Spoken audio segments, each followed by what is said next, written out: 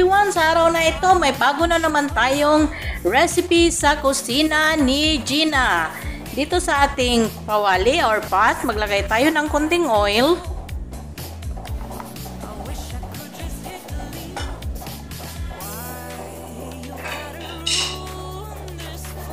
Lagay tayo ng onion.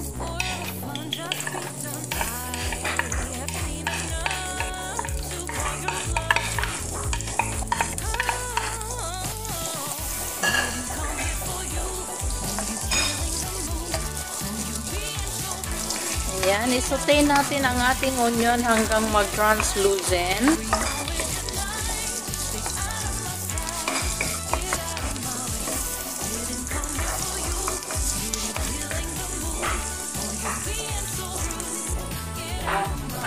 Lagyan natin ng garlic. Ayan.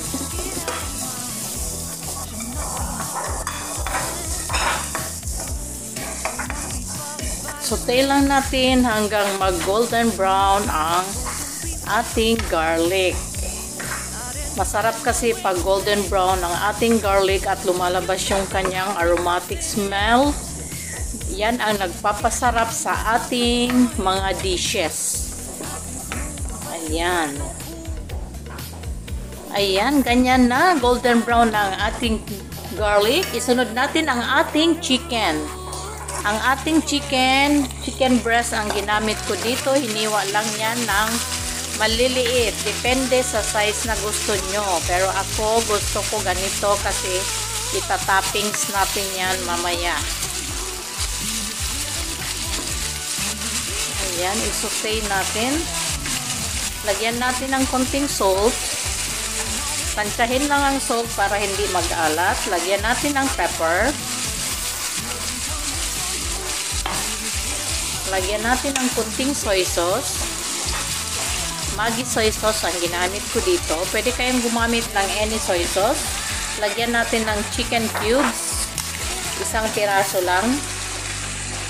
To enhance the flavor of our dish. Ayan.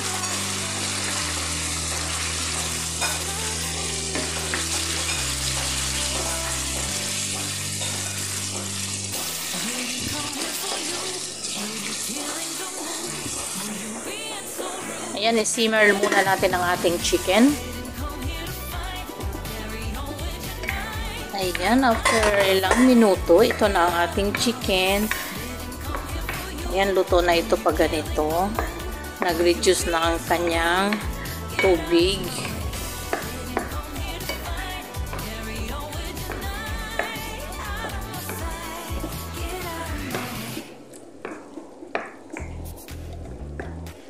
Ayan, patayin na natin ang apoy at iset aside. Then, we will go to the next preparation. Ayan, dito, mayroon tayong ating patatas. Nilaga na natin yan. Lagyan natin ng salt, pepper. Tapos, i-smash natin. Ayan.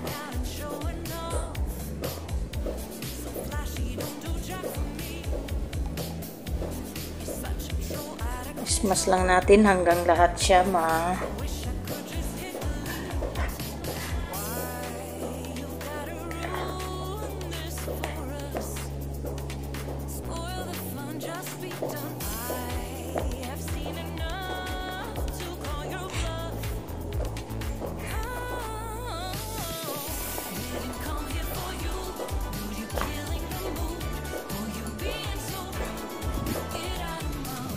Ayan, tapos na natin na-smash ang ating potato. Lagyan natin ng 1 tablespoon butter.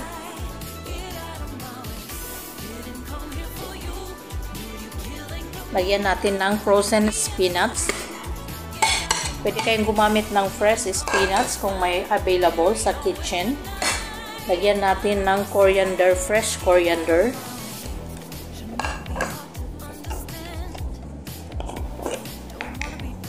Lagyan natin ng cumin powder. Kunti lang, depende sa panglasa. Then, i-mix natin hanggang mag-incorporate ang ating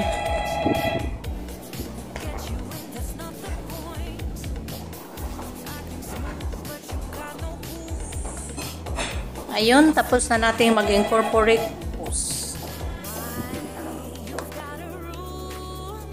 Ngayon, gagawa naman tayo ng, pagkatapos natin i-mix lahat, gagawa tayo, mag-form tayo ng balls.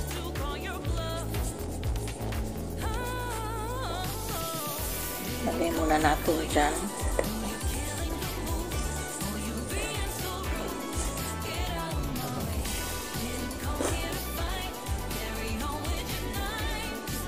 Yan, repeat lang ang process.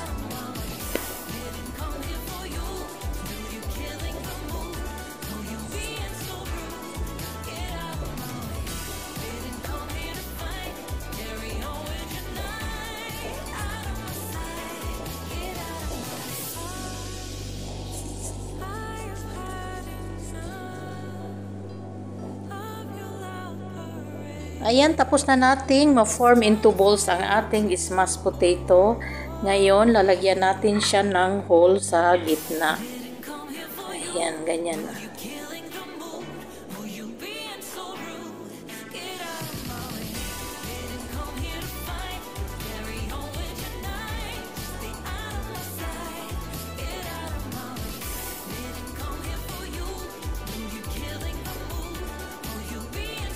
Ayan. Okay natin. Click siya dyan.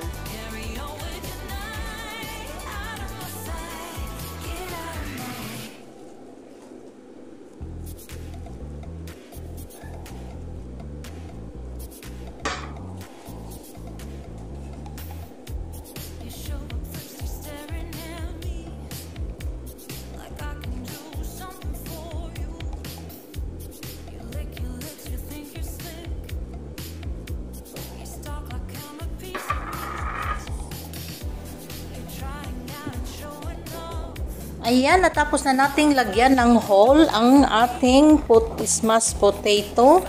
Ngayon, lagyan natin siya ng mozzarella cheese.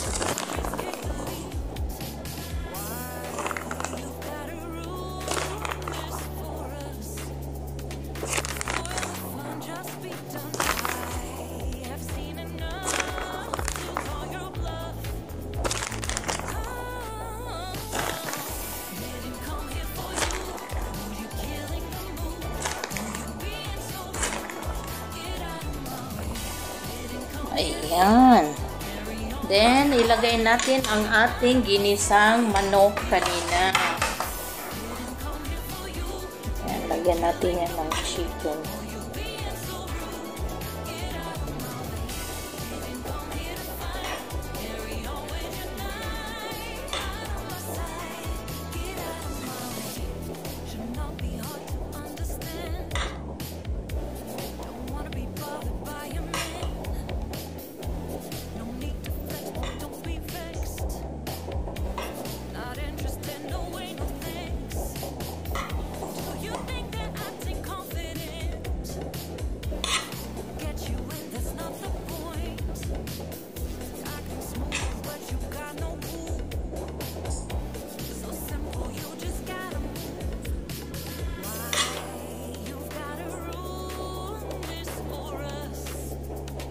Ayan, tapos natin lagay ang ating chicken filling. Lagyan natin ulit ng mozzarella sa taas.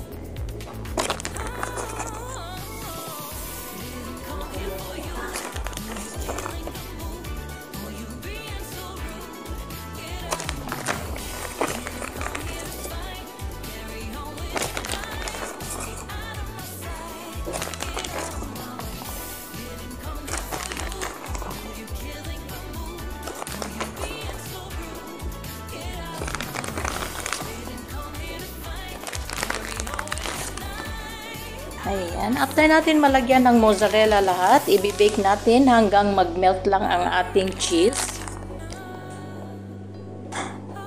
Ayan, ilalagay natin siya sa oven hanggang mag-melt lang ang kanyang cheese bago natin i-serve. Ayan, tapos na ang ating nilutong baked potato.